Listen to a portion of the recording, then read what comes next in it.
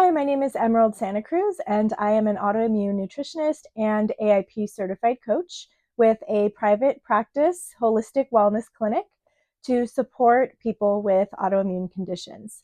Today, I wanted to talk to you about some ways that you can set yourself up for success before diving into the autoimmune protocol. So let's jump right in.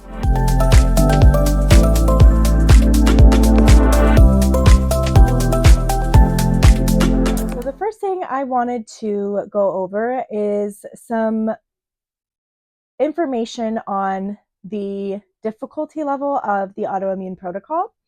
And the reason why is not to deter people. I just want to set up the proper expectation for what you're getting into so that you can make the appropriate preparations and set yourself up for success.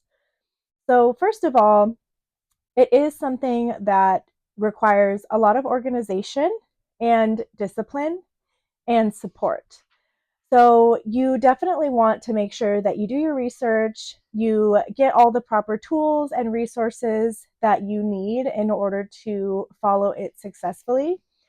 Don't feel like you need to be perfect, of course, but the goal is to get you results. And if you are putting a lot of effort into something and not getting results, it can be quite discouraging.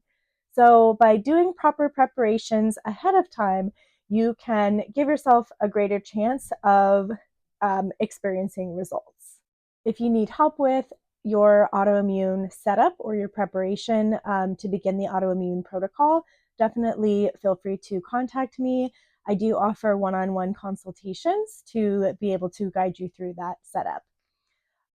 So now I wanted to talk about some strategies to prepare yourself to begin the autoimmune protocol.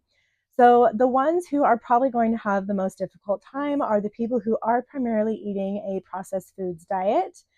The ones who already are doing eliminations or who eat generally fresh whole foods and cook at home, it's probably going to be less of a stretch for you just because you will already have that foundation of eating fresh cooked foods, and you will just be able to adjust your recipes and slowly start swapping ingredients, which is much less of an ask over someone who's eating primarily packaged foods, fast foods, eating out, and who doesn't cook a lot at home. So if you are in the second category of people who does eat out a lot and eats a lot of convenience foods, then these suggestions really are for you. So the first thing I would suggest is kind of the obvious one is before diving into the autoimmune protocol, just start slowly transitioning into cooking more at home and eating fewer processed foods. So it doesn't need to be a complete overhaul of everything that you eat, but maybe one meal a day. You could make a goal to cook it fresh at home or even start meal prepping so that you're not having to be in the kitchen every single day.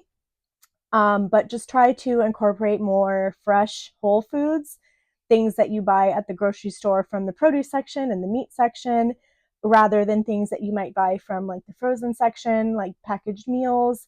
If you're going to go out to eat, perhaps getting things like salads or fresh meats with vegetables on the side, as opposed to things like,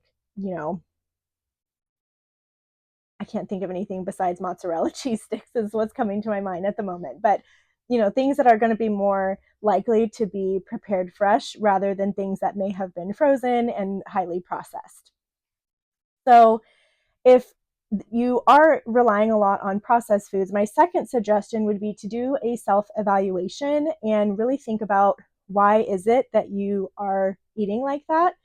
Is it because maybe you don't have a lot of experience cooking and you don't really know how to cook, or maybe you just don't enjoy cooking? Is it because you aren't able to afford fresh ingredients and maybe you need some guidance with budgeting and finding some more affordable options? Or maybe it's time. You maybe have a very busy schedule, and so it's just easier for you to eat on the go and grab things on your way to work, for example. So really just think about, what is it that's stopping you from cooking things fresh at home, and try to address that sort of from a more root cause perspective and figure out some strategies that could help you overcome those challenges. So, for example, if it's that you don't know how to cook, maybe you could start to just find some basic recipes and start practicing. I really like watching cooking shows because it does kind of get me more in the mood of wanting to be in the kitchen and experiment more. And you do learn some from watching them cooking as well.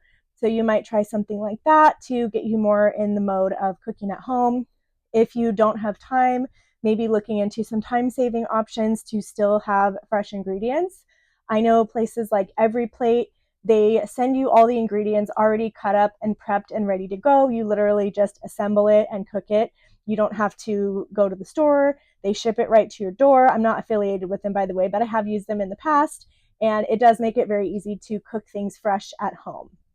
So think about what's causing you to not be able to cook at home and try to address that obstacle first.